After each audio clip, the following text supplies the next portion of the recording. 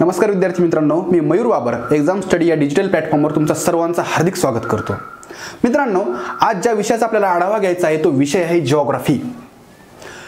मित्रांनो, या विषयाचं वैशिष्ट्य म्हणजे या विषयाचा आवाका इतका मोठा आहे की या विषयामधल्या मूलभूत संकल्पनांचा उपयोग किंवा उल्लेख इतर काही विषयांमध्ये देखील होतो। उदाहरण द्यायचं झालं तर इंडस्ट्रियल जिओग्राफी असो किंवा ॲग्रिकल्चरल जिओग्राफी असो, तर या विषयांमध्ये ज्या काही संकल्पना आहेत यांचा उपयोग किंवा यांचा उल्लेख आपल्याला इकॉनॉमीमध्ये दिसतो।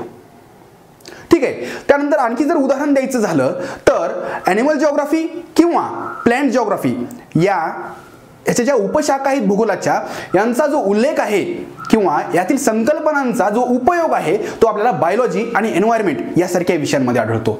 त्यामुळं निश्चितच हा जो विषय आहे हा किंवा ह्याचा जो सिलेबस आहे हा वॉटर टाईट कंपार्टमेंट प्रमाणे नाहीये, म्हणजेच सिलेबस किंवा त्याचा जो आवाका आहे हा निश्चितच खूप मोठा आहे। त्यामुळं आपल्याला या विषयाकडे दुर्लक्ष करणं परवडण्यासारखं नाहीये।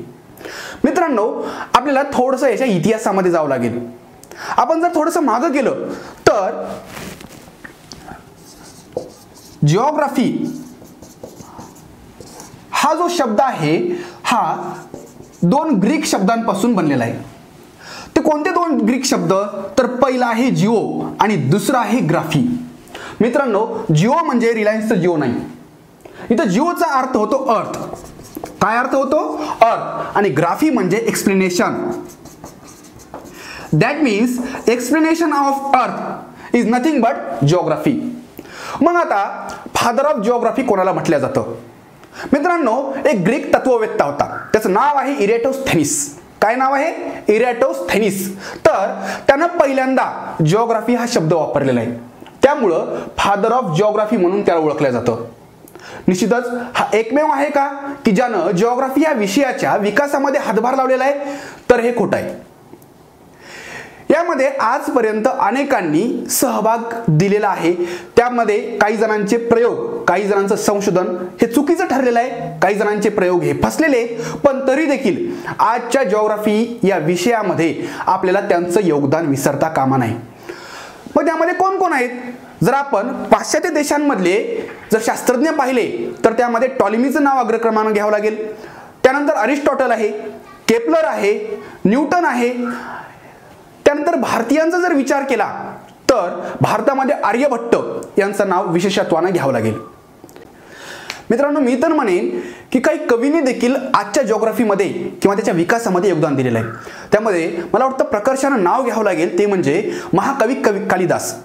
तुम्हाला माहितच आहे, कालिदासांनी संस्कृत काव्यरचना मोठ्या प्रमाणामध्ये केलेली आहे। त्यांचा अभिजात शाकुंतलम किंवा मेघदूत यासारखे मोठमोठे काव्य जगामध्ये प्रसिद्ध आहेत। मित्रांनो, तुम्ही जर मेघदूत या काव्याची किंवा महाकाव्याची जर स्टोरी वाचली तर त्यामध्ये कालिदास काय करतोय? कालिदास मेघांच्या साह्यानं म्हणजे ढगांच्या साह्यानं त्याच्या पत्नीपर्यंत निरोप देतोय। आणि त्या नाटकामध्ये मित्रांनो, विंध्य पर्वतावरून जाताना त्या ढगांना काय काय दिसतं त्याचा उल्लेख त्यानं म्हणजे एकंदर टॉप व्ह्यू मधून भारत कशा पद्धतीने दिसतो याचा उल्लेख केलेला आहे। म्हणजे एकंदर कालिदास हे फक्त कवी नव्हते तर भूगोलाचे देखील अध्यापक होते किंवा अभ्यासक होते, हे आपल्याला मानावं लागेल। मित्रांनो, यानंतर महत्त्वाचा घटक येतो की जिओग्राफी म्हणजेच भूगोलाच्या नेमक्या शाखा किती पडतात? तर भूगोलाच्या मुख्य दोन शाखा पडतात। तर त्या कोणत्या? तर पहिली आहे फिजिकल जिओग्राफी। कोणती आहे? Physical geography. यालाच आपल्याला म्हणता येईल नॅचरल जिओग्राफी।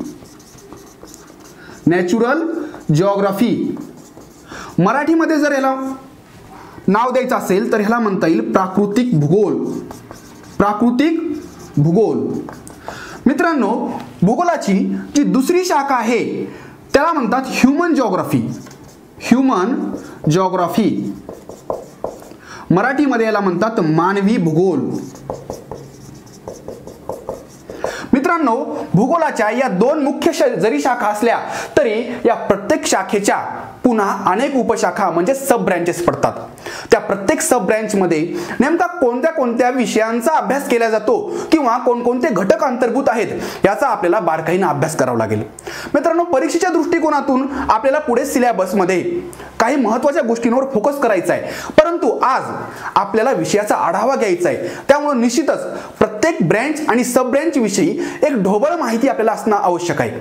त्यामुळं आपण प्रथम फिजिकल जिओग्राफी म्हणजेच प्राकृतिक भूगोलाच्या ज्या काही सब ब्रँचेस आहेत त्याचा एक ढोबळ आढावा घेऊया.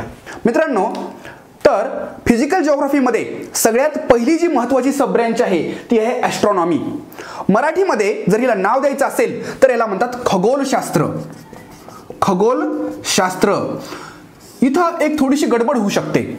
मित्रांनो, ॲस्ट्रॉनॉमी म्हणजे खगोलशास्त्र आणि ॲस्ट्रोलॉजी म्हणजे ज्योतिषशास्त्र.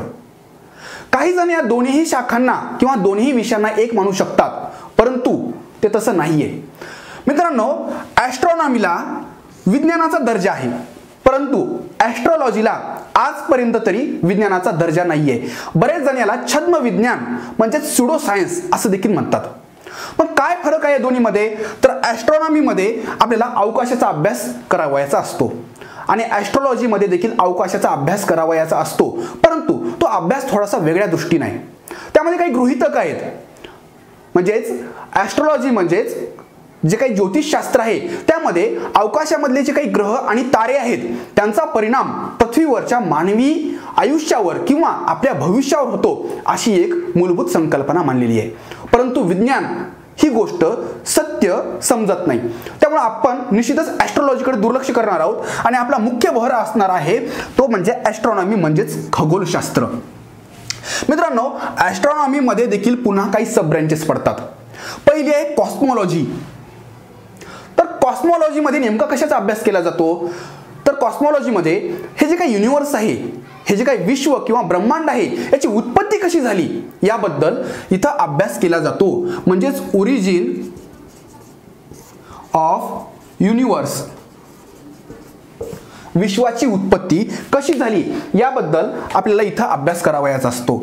त्यानंतर पुढे येतं ॲस्ट्रोफिजिक्स, ॲस्ट्रोबायोलॉजी आणि ॲस्ट्रोकेमिस्ट्री. मित्रांनो, यामध्ये या तिन्हीमध्ये सर्वात महत्त्वाची जी कोणती सब ब्रँच असेल ती आहे ॲस्ट्रोफिजिक्स. काय केलं जातं किंवा कशाचा अभ्यास केला जातो या ॲस्ट्रोफिजिक्समध्ये? मित्रांनो, या विश्वामध्ये अनेक ग्रह, तारे, आकाशगंगा, सूर्यमाला आहेत आणि ह्यांच्या ज्या काही कक्षा आहेत म्हणजे ज्या ऑर्बिट आहेत किंवा ह्यांचा जे काही ग्रॅव्हिटेशनल फोर्स एकमेकांशी मॅनेज झालेला आहे, हे सगळं कोणत्या नियमांनी झालेलं आहे, ह्यांचं अट्रॅक्शन किंवा रिपल्शन कशा पद्धतीने मॅनेज झालेलं आहे, हे सगळं आपल्याला ॲस्ट्रोफिजिक्समध्ये शिकायचं असतं. त्यानंतर येतं ॲस्ट्रोबायोलॉजी. यामध्ये सगळ्यात कमी अभ्यासाचा विषय किंवा सगळ्यात कमी महत्त्वाचा विषय म्हटलं तर ॲस्ट्रोबायोलॉजी. निश्चितच पृथ्वी सोडून इतर विश्वामध्ये कोणत्या ठिकाणी जीवजंतू आहेत याचा अभ्यास किंवा याबद्दल संशोधन ॲस्ट्रोबायोलॉजीमध्ये केलं जातं. आजपर्यंत तरी ठोस असे पुरावे भेटलेले नाहीत की जिथं म्हणजे पृथ्वी वगळता इतर ठिकाणी आपल्याला सजीव किंवा त्यांच्या अवशेष सापडलेले आहेत. त्यानंतर येतं ॲस्ट्रोकेमिस्ट्री. इतर ग्रहांवर जे काही एलिमेंट्स किंवा कंपाऊंड्स किंवा इतर काही महत्त्वाचे जे काही रासायनिक घटक आहेत ह्यांचा अभ्यास ह्या ॲस्ट्रोकेमिस्ट्रीमध्ये केला जातो. मित्रांनो, आपल्याला फिजिकल जिओग्राफीची जी दुसरी महत्त्वाची सब ब्रँच अभ्यासायची आहे ती आहे जिओलॉजी. काय बरं? जिओलॉजी. ह्याला मराठीमध्ये जर नाव द्यायचं असेल तर ते आहे भूशास्त्र. याची एक महत्त्वाची सब ब्रँच आहे ती म्हणजे जिओमॉर्फॉलॉजी. जिओमॉर्फॉलॉजी ह्याला मराठीमध्ये जर नाव द्यायचं असेल तर ते आहे भूरूपशास्त्र. नेमकं काय शिकल्या जातं या सब ब्रँचमध्ये तर पाहूया. मित्रांनो, पृथ्वीची रचना ही एकसंध नाहीये. म्हणजेच पृथ्वीचे काही थर आहेत. वरतून पृथ्वीच्या गाभ्यापर्यंत जाताना तुम्हाला पहिल्यांदा क्रस्ट दिसेल, त्यानंतर मेंटल आणि त्यानंतर कोर. म्हणजे सगळ्यात वर पृथ्वीचं जे आवरण आहे ते म्हणजे क्रस्ट, त्यानंतर मेंटल आणि त्यानंतर कोर म्हणजेच पृथ्वीचा गाभा. याचे पुन्हा सब पार्ट्स पडतात. त्यानंतर त्यांचे जे काही बाउंड्रीज आहेत त्यांना देखील काही विशेष असे नावं दिलेले आहेत. तर हे सगळं आपल्याला जिओलॉजीमध्ये शिकायचं असतं. मग जिओमॉर्फॉलॉजीमध्ये काय केलं जातं तर जिओलॉजीची ही एक महत्त्वाची उपशाखा आहे ज्यामध्ये पृथ्वीच्या सरफेसवर जे वेगवेगळे भूरूप बनलेले आहेत त्यांच्याबद्दल अभ्यास केला जातो. मग कोणते भूरूप पृथ्वीच्या सरफेसवर बनलेले आहेत? तर निश्चितच त्यामध्ये माउंटेन्स आहेत, त्यामध्ये पठार म्हणजेच प्लेट्स आहेत, त्यानंतर आणखी काय बरं, त्यामध्ये मरीन्स म्हणजेच काय ओशन्स किंवा सीज आहेत. या सगळ्यांचा अभ्यास आपल्याला जिओमॉर्फॉलॉजी मध्ये करायचा असतो. मग यासाठी जे काही फॅक्टर्स रिस्पॉन्सिबल आहेत त्या फॅक्टर्सचा अभ्यास आपल्याला इथं करावयाचा असतो. मित्रांनो, त्यानंतरची जी महत्त्वाची उपशाखा आहे ती आहे मेट्रोलॉजी. मित्रांनो, फिजिकल जिओग्राफीची जी तिसरी महत्त्वाची सब ब्रँच आहे ती आहे मेट्रोलॉजी. मराठीमध्ये जर याला नाव द्यायचं असेल तर याला म्हणतात हवामानशास्त्र. ह्याची जर पुन्हा एक सब ब्रँच बघायला गेलं तर ती आहे क्लायमेटॉलॉजी. काही जण याला दोन्ही नाही एकच समजतात, पण त्यामध्ये मायनर फरक आहेत, ते आपल्याला पुढे बघायचे. मग ह्याच्यामध्ये नेमकं शिकल्या काय जातं, तर यामध्ये जे काही स्टॉर्म्स असतात म्हणजेच वादळं, त्यानंतर रेन, वाइंड्स म्हणजेच वारे, टेम्परेचर, तापमान, मॉइश्चर, तर ह्या सगळ्या गोष्टींचा अभ्यास यामध्ये हे मेट्रोलॉजिस्ट किंवा क्लायमेटॉलॉजिस्ट करत असतात. म्हणजेच आपल्याला जे दररोजचा हवामानाचा अंदाज कळत असतो तो सर्व अभ्यास किंवा त्या सर्व गोष्टी या लोकांमार्फत, या ब्रँचचा अभ्यास करणाऱ्या संशोधकांमार्फत आपल्यापर्यंत पोहोचत असतात. मित्रांनो, यानंतरची जी तिसरी महत्त्वाची सब ब्रँच आहे ती आहे कार्टोग्राफी. कोणती? कार्टोग्राफी. आज जे आपण GPS किंवा GIS पाहतो किंवा भारतानं जे काही नाविक किंवा गगन प्रणाली डेव्हलप केलेली आहे ही सगळी या कार्टोग्राफी अंतर्गतच येत आहे. मग कार्टोग्राफीला मराठीमध्ये काय म्हणतात, तर कार्टोग्राफीला मराठीमध्ये म्हणतात नकाशाशास्त्र. आज आपण या ब्रँच विषयी थोडंसं जाणून घेऊया. मित्रांनो, प्राचीन काळी पृथ्वी ही चपटी आहे असं समजलं जातं.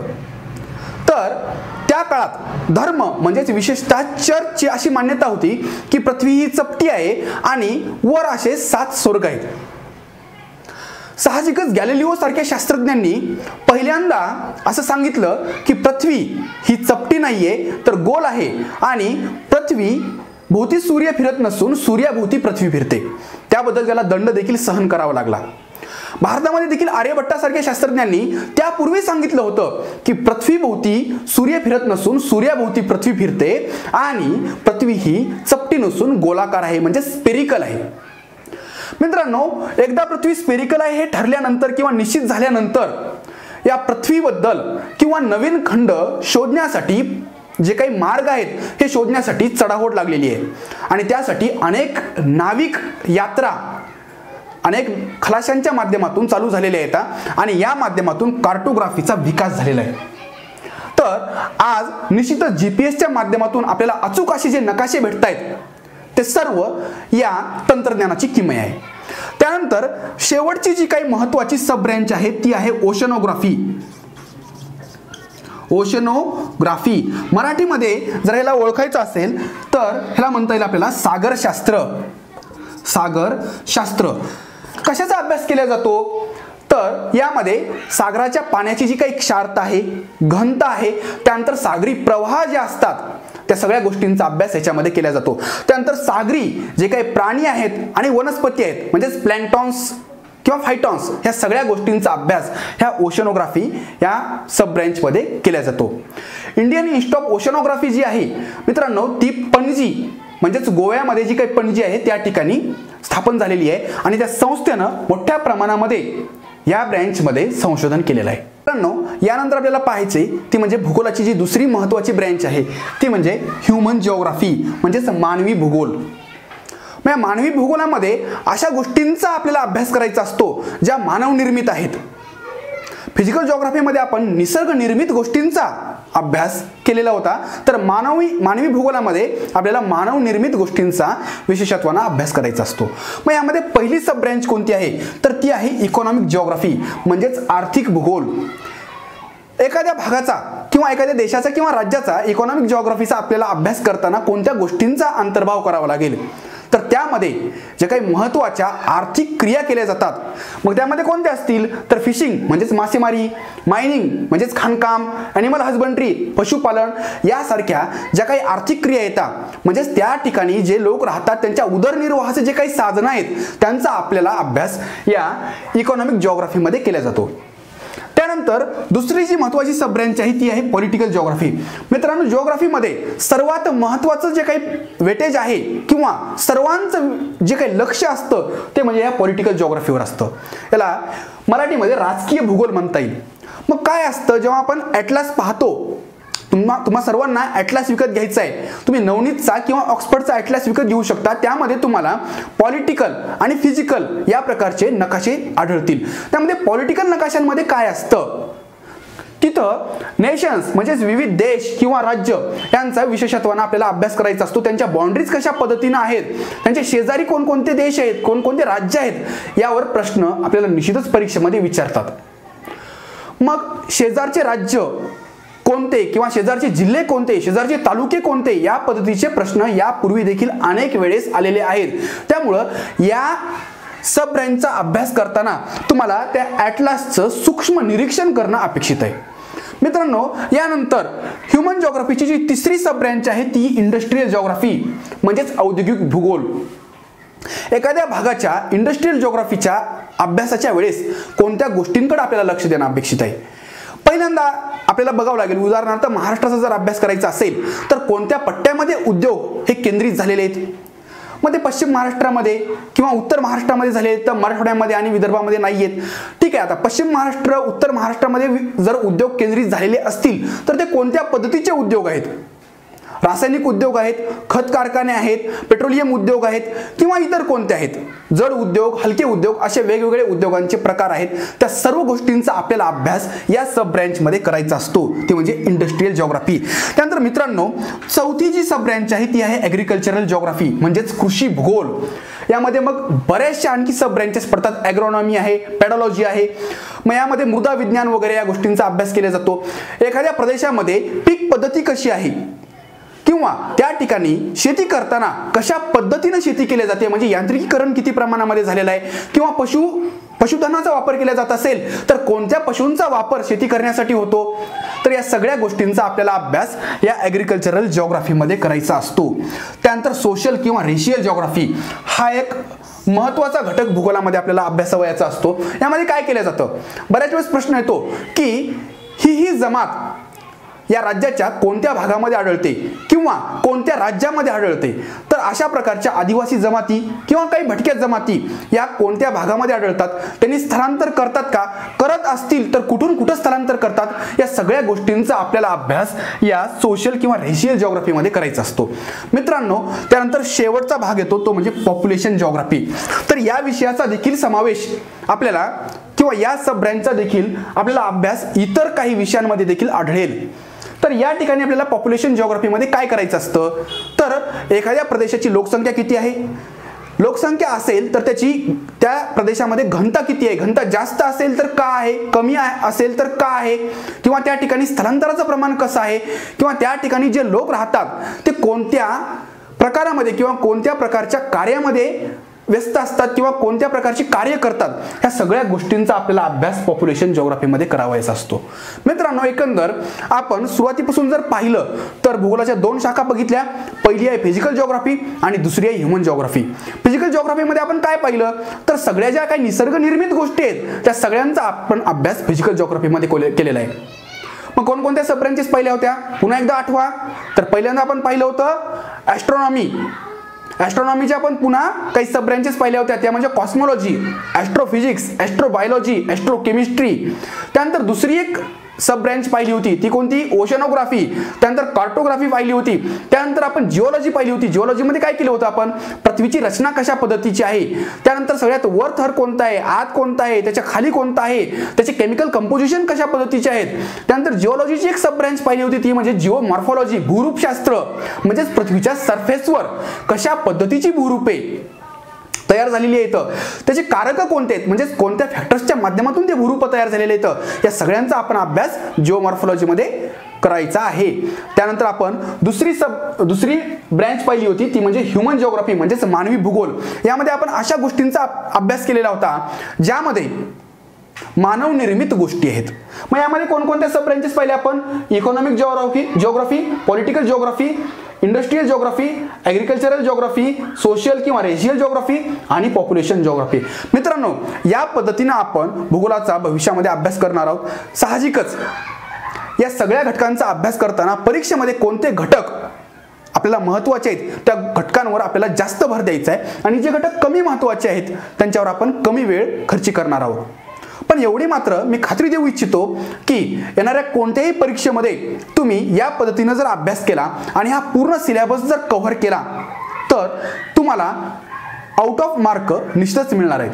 आणि यासाठी एक्झाम स्टडी या डिजिटल प्लॅटफॉर्मवर सर्व फॅकल्टीज तुमच्या सेवेमध्ये नेहमीच हजर राहतील. मित्रांनो, सर्वप्रथम आपल्याला काय करायचं आहे तर एक्झाम स्टडीचं जे यूट्यूब चॅनल आहे ते सबस्क्राईब करायचं आहे आणि त्यानंतर एक्झाम स्टडीचं जे काही ॲप्लिकेशन आहे ते तुम्हाला प्ले स्टोअरवर जाऊन डाउनलोड करायचं आहे. त्यामध्ये स्टोअर्स या विभागामध्ये तुम्हाला एक्झाम स्टडी मार्फत जे जे काही कोर्सेस आहेत ते सर्व कोर्सेस अतिशय कमी रकमेमध्ये अवेलेबल होणार आहेत. मित्रांनो, त्या पर्टिक्युलर कालावधीमध्ये म्हणजे बहुतांश कोर्सेस हे 6 महिन्यासाठी अवेलेबल असणार आहेत आणि त्या कालावधीमध्ये तुम्हाला ते कोर्सेस कितीही वेळेस पाहता येणार आहेत. म्हणजे अनलिमिटेड व्ह्यूज तुम्हाला अवेलेबल असणार आहेत. तर मला वाटतं की येणाऱ्या परीक्षांसाठी तुम्ही एक्झाम स्टडी या प्लॅटफॉर्मचा जास्तीत जास्त वापर करा आणि यशाला गवसणी घाला. धन्यवाद.